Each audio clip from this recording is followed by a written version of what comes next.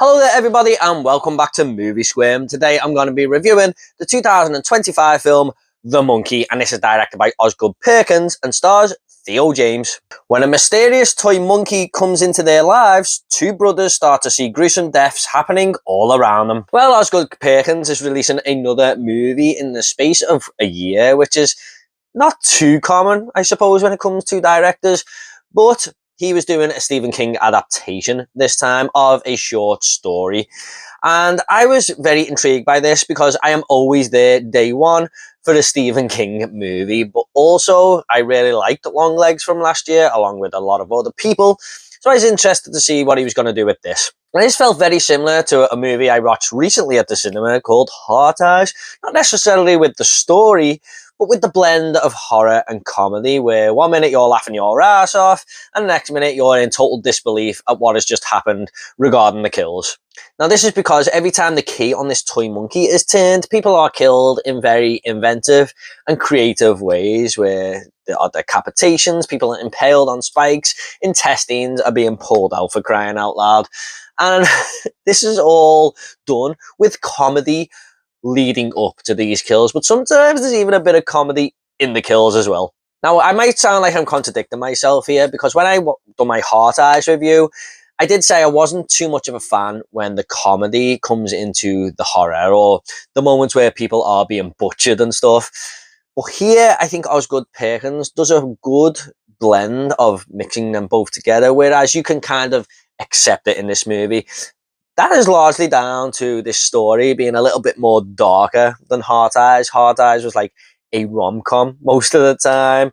So here, the comedy isn't too much. It's funny, there's a lot of comedy in here, but it's not every other line of dialogue. It kind of picks its moments to land the jokes, so it doesn't feel like it's being too forced upon you. So when it happens, when a kill is happening, I didn't mind it too much in this film. I'm really sorry to keep comparing the two there. It's just because I watched them inside a week. But I gotta say, the monkey itself here looks really creepy. And you're always thinking, has it got a mind of its own? The way it's just staring at people and stuff. And every time someone wound it up and these drumsticks started to bang against the drum, that's when you know someone is about to be killed. It meets you with anticipation, because you're just thinking, who's going to be killed next? And how's it going to happen? I mean, it's kind of tense at times just to see the build-up, but it has a real Final Destination type feel to it, where people are killed what are made to look like accidents. And I kind of like it when movies do that, whereas everything around you in your everyday life can feel deadly and dangerous, or any environment you walk into can, be the end for you. And I like it when movies just kind of play on that. And Hal, who is our main protagonist, played by Theo James, I think he's a good character to get behind. I think Theo James does a pretty good job here when he's playing Hal. But it's more down to the fact of when he's a kid, he's kind of bullied by his older brother. And I think a lot of people, especially if you're a younger sibling, may relate to this. I mean, even if your older brother or sister didn't really bully you, there's always that dominance there. You kind of, the older one always kind of leads the younger one. And you're always feeling like one step down, I suppose, there, aren't you? And he is really, badly bullied by his brother in this movie. His brother, Bill, is an absolute arsehole to him. And he's kind of got to find this way to get this fight inside of him, not only to take on Bill, but also to take on this damn evil monkey itself. And, that's enough to get behind his character. Now, a big shout out to Christian Comrie here, who played younger Hal and younger Bill. They are, in fact, twin brothers. I forgot to mention that, but he done a great job of, playing two parts here. One being the younger, feeble brother who's quite fragile and really terrified of his older brother. And you can see why, because when he portrays Bill, he's like a total arsehole. He really does have that evil side to him. I just think he done really well to find a mixture of both, to really be able to differentiate both of these characters very, very easily, even though they kind of look very alike. And I've got to be honest, guys, I thought he was the best actor in this entire movie, or should I say, shows the best performance in the entire film, because there is a large chunk of this movie where you see these two brothers as children. But I gotta say, this movie is full of delightful characters. You know, they just pop in here and there. You've got this priest who I found absolutely hilarious in this movie, kind of stole the show at times. You got the aunt and uncle of these two brothers who are really interesting and fun characters. And also, you've got Elijah Wood here, who's, I think he was only in the movie for one scene, but he is this, like, this arsehole you just can't take your eyes off because he's being such an arsehole, and you just really want to jump through the screen and punch the guy's face. But yeah, even characters who just popped in here and there for one scene or two scenes brought something to the movie. However, guys, for all the good the first two acts of this movie has, actually turns it on its head a little bit. So all that good that was happening sort of becomes the bad in the third act. Now, what I mean by that is, firstly, the blend of comedy and horror here. It totally forgets about the comedy in the third act. I mean, I don't quite remember laughing at all. Maybe once, twice at most in this final 30 minutes. And I am someone who loves pure horror, so that should really, you know, be more for me. But when I'm in a movie and it's done comedy horror for an hour, you're kind of like, okay, this is the type of movie it's going for. That's the tone. But it just does a complete tonal shift. And it just felt like a separate movie at times because it, you know, I wasn't laughing anymore. The characters didn't really become fun or anything. And the movie just had a little bit of a dull affair in that third act. I just wish he kind of would have kept it as a comedy horror for the entire film. But it just loses that and just goes more into the dark horror roots. And it kind of didn't work because it just, like I said, it was a complete tonal shift. This is helped on even more by some characters that are kind of introduced into this third act as well.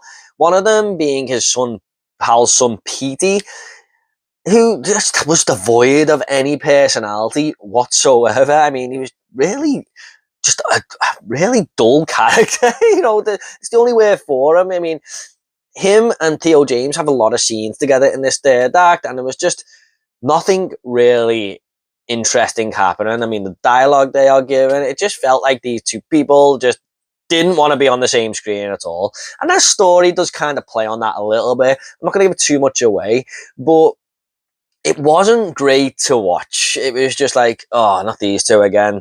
You know, these two boring ass people who just don't get on whatsoever.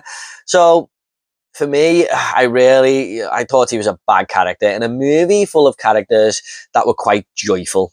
Now, I know this isn't the movie's fault, but every time I heard someone call Petey, I couldn't help think of Petey from American Pie 2. My name is Petey,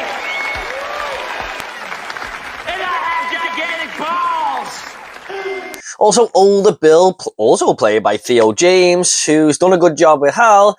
I just didn't like his portrayal of this character whatsoever. I mean, it's way too over the top with what he is doing, the way he is written, you know, the way the story decides to go with this character, even with all the trauma that he has suffered throughout his life.